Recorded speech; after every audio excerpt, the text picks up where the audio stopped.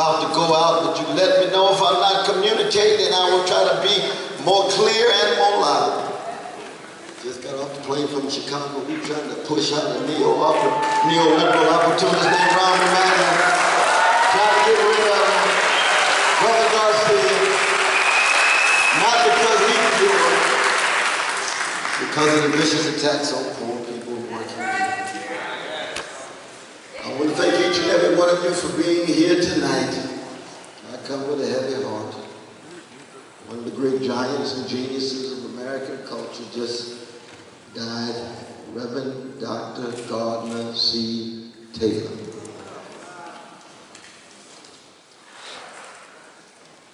He was a big brother of Martin Luther King, Jr. He was a friend of Malcolm X. He was the founder of the Progressive Baptist Convention that said that the National Baptist Convention may be spiritually rich, but there's too much cowardice and conformity. He and Martin Luther King Jr. broke in the name of a love in the face of a vicious legacy of white supremacy in 1961. He was pastor of Concord Baptist Church, chocolate slice of Brooklyn. I know I'm in Manhattan, but Brooklyn is the greatest borough in the world.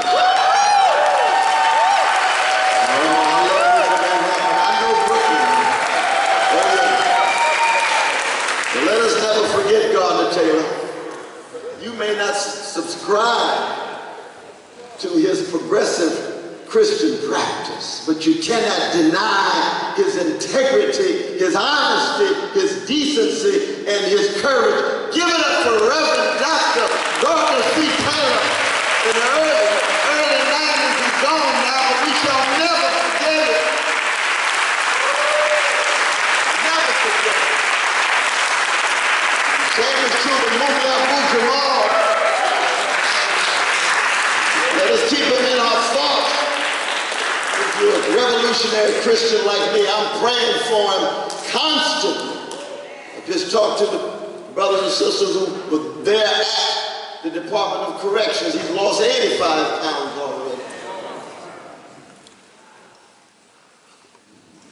Abu-Jamal, unbound, unbought, refused to sell out, which is so characteristic these days. People say, oh, but Brother West, didn't he kill a policeman? No, he didn't kill him. He didn't kill him. But he's still in jail. Same is true for Sunday Island. So many others. Reason why Sada Shakur is in Cuba today. She didn't do it. But the police will come after you if they straighten up and try to tell the truth. And I begin with those figures because for me, I'm here. The reason why I spend the time with my dear brother Carl Dix, year after year after year, the reason why we went to jail over 5 years ago and had the trial for a week and came up guilty, but we had a smile on our face. And we were bearing witness. The reason why we went to jail in Ferguson, same reason. Because there were two geniuses that raised the question over 41 years ago, one from St. Louis and the other from North Carolina. I'm talking about Donnie Hathaway and Roberta Flack. They raised the question, where is the love? Where is the love? And when you talk about Abu-Jamal, Fannie Lou Hagan, Ida E. Webb, Sojourner Truth, Rabbi Abraham Joshua Heschel, Caesar Chavez, Dorothy Day, they are what the Isaac brothers call a caravan of love. And we're here because when you look at the sparkling eyes of these precious ones, these priceless ones, we're here because we love them and we are unapologetic about our love of our young people, our precious people, our middle-aged people, our older people. And when you love folks, you hate the fact that they're being treated unjustly. You love the fact that they're being treated unfairly. And if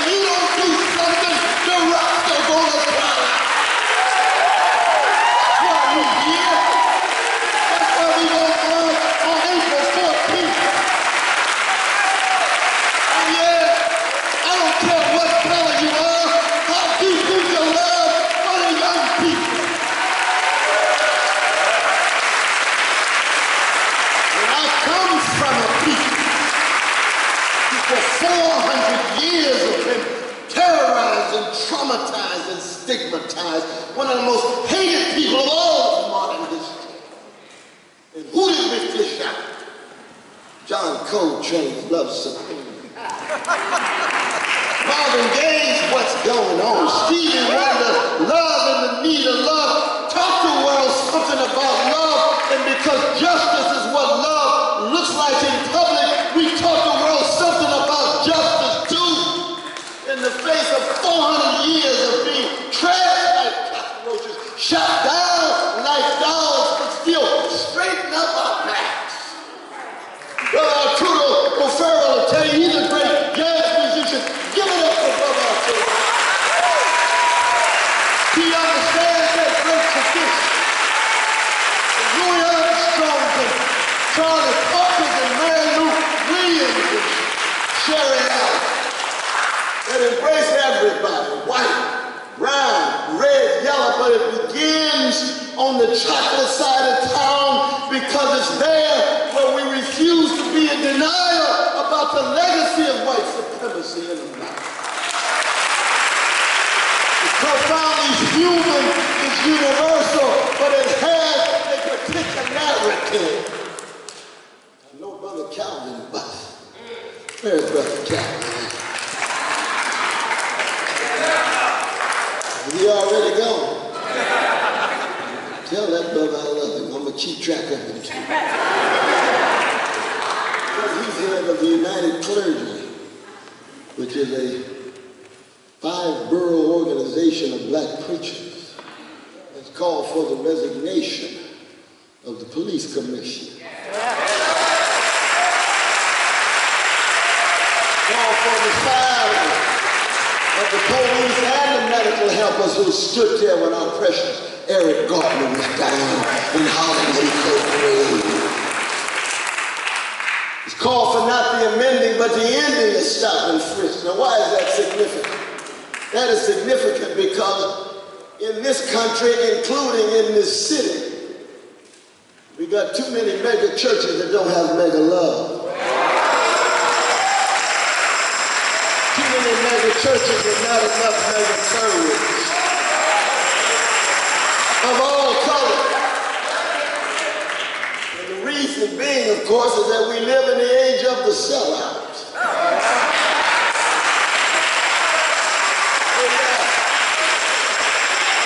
We've been told for 40 years to be successful in America is to have material toys and be well adjusted to injustice and well adapted to indifference rather than faithful to something bigger than you and put a smile on your grandmama's face from the grave because she taught you better than that. If she had the spiritual blackout that so many of our black professionals have these days, we wouldn't be here. I know I am who I am because somebody loved me just like we love these young people. That's the tradition that we're talking about. The government have to be always so hard on the leaders and the black leaders. I say, no, I'm hard on myself. I begin with myself, and then it extends outward. But somebody's got to raise the question. For over 7 years, young black and brown women and men have been shot down by the police every 28 hours. We got a black president, black attorney general, black cabinet secretary of Homeland Security.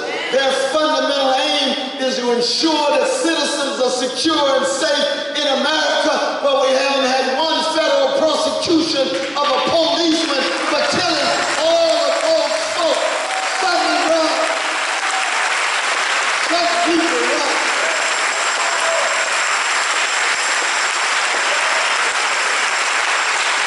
I call it a key sweat moment. Something just ain't right. Something just ain't right.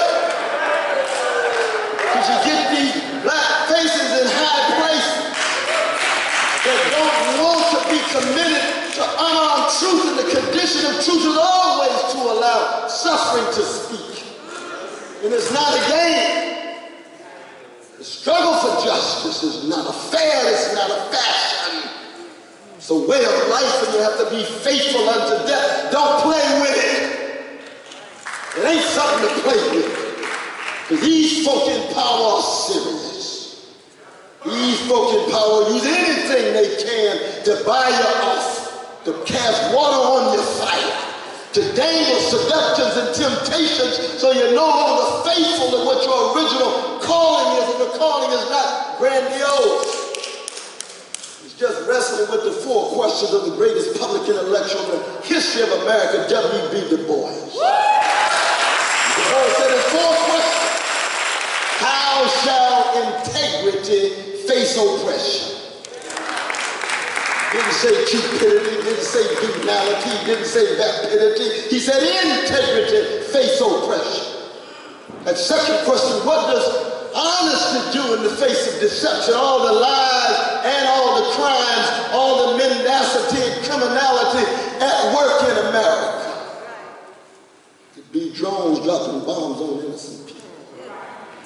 It could be 500 precious Palestinian babies killed in 50 days, and not a mumbling word said by one politician.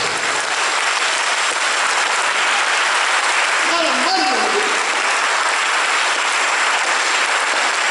And I would say that's the same thing as there was a Palestinian occupation of my Jewish brothers and sisters, because a Palestinian baby has exactly the same value as an Israeli baby, as a white baby, a brown baby, a yellow baby, a black baby.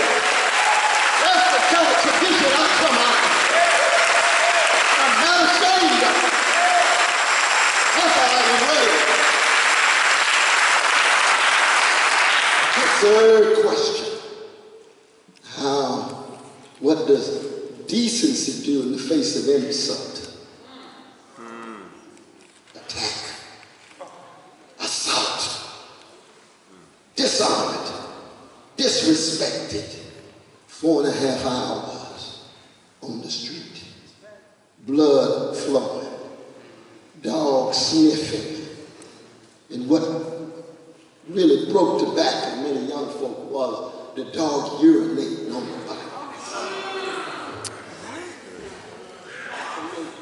The level of contempt and disrespect. To be black in America, we already disrespected anyway in various ways, but when it becomes that raw and that coarse, you got to do something. That's what Ferguson was about. And that's why many of our white brothers, brown brothers, yellow brothers, say this is too much.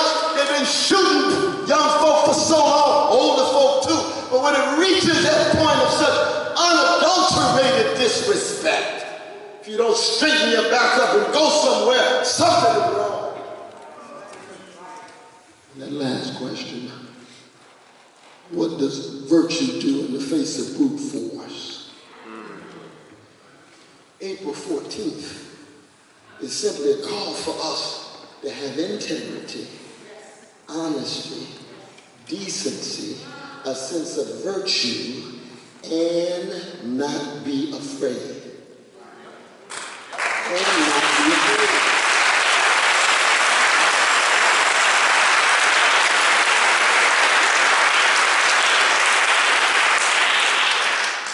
To put it in another way, especially for black folk, we've got to become de-niggerized.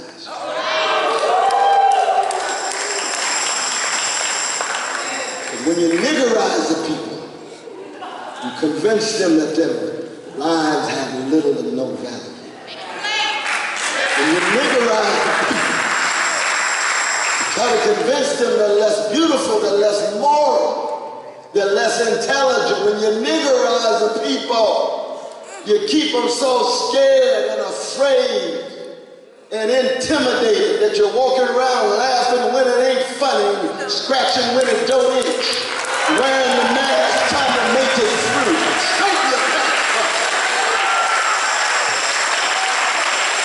And we say that to our leadership. With all the different marches they had for Trayvon Martin, we said it then. It's not just a matter of fighting the laws in Florida. it's a matter of putting pressure on the White House, the Department of Justice, and the Congress as well as the state and the local. I don't care what color your president is, he has a responsibility to make sure his police are not engaging in trigger-happy policing. I will put it another way. You and I know that if all those precious young folk look like the vanilla youth of Newtown, Connecticut for the last 7 years, every 28 hours they getting shot down like a dog, do you think there would be no federal prosecution of a police in America? Hey! That's the truth. We stand with our brown Latino brothers and sisters. We stand with our poor white brothers and sisters. We stand with our Asian and our black brothers and sisters. It's a matter of morality. And for me as a Christian, it's a matter of spirituality. What kind of human being do I want to be? How do I want to live my life in terms of whatever sense of character that I have? Not because I'm perfect, but because I refuse to be a gangster. I refuse to be afraid. Brother Martin used to say, I'd rather be dead than afraid. I agree with that. And that's what our young people more and more feel. That's why we cannot allow the spirit of resistance to fade away. That's what the corporate press is talking about. Oh, Ferguson is over. We going to something else now so they can make some more money on their truncated reportage and on their centralized media. That's all they want. No. We here for the long run. Because our love ain't no plaything. And we're going to tell the truth about the system as a whole. Neoliberal agenda. When we talk about neoliberal agenda, we mean financialized, privatized, militarized. That's what rules the country. Big banks, big corporations, big money.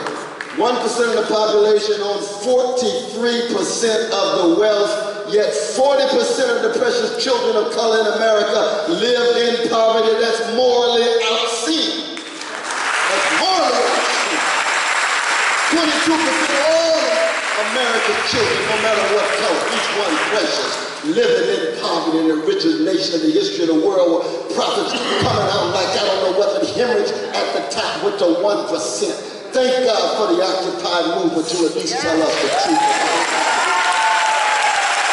Tell us the truth about that. It's not just financialized, but privatized. Privatize the schools. That's what we were fighting in Chicago. Shut down 50 schools, most of them in chocolate Chicago. Children dangling, teachers fired, and then shifted to the private school. Got a problem in America? Bring in the big banks, bring in the GEOs, and privatize so they can make profits and somehow act as if they're dealing with the problem rather than just making more money. And it's always the militarized. We've invested over $500 billion, a Marshall Plan, and what Michelle Alexander calls the new Jim Crow. The prison industrial complex. But when it comes to jobs with a living wage, when it comes to quality education, when it comes to decent housing, can't find a penny. We got a budgetary deficit. But when it comes to war, when it comes to prison, the money flows. It flows. No, that's preposterous. That's mendacity. We gonna tell the truth out of the love that we have.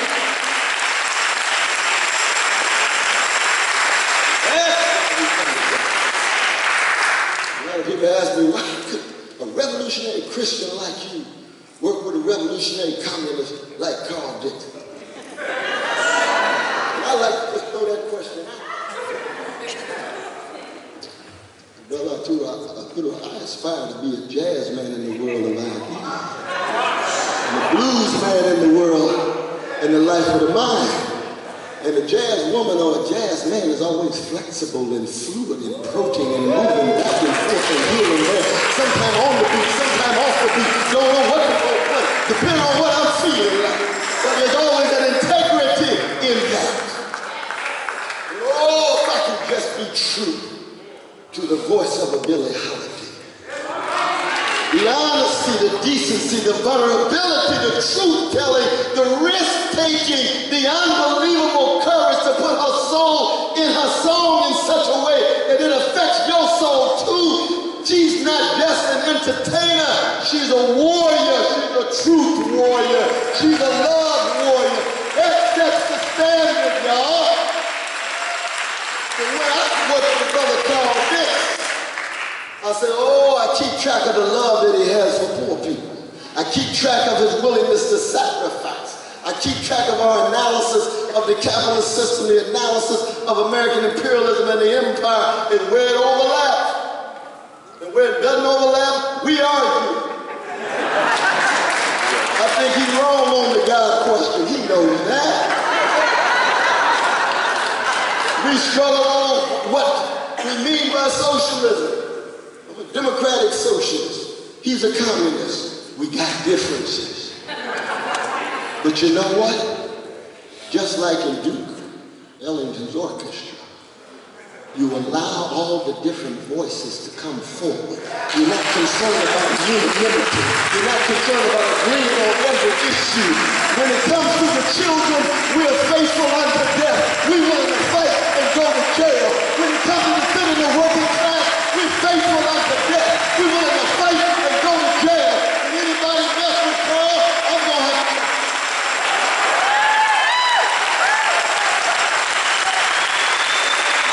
Oh, yeah.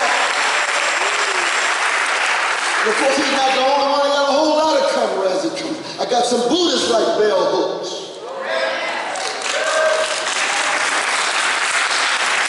I got some Jewish brothers and sisters. Michael Love. Got white Christians like Phil Barrick and Dorothy Day. Got a lot of agnostic and atheists, Stanley Rodriguez and a host of others. We all come together fighting for justice. That's what April 14th is about. Brother Jim Beto, you know what I'm talking about. So thank you all so very much. I'm going to see you Union Square, April 14th.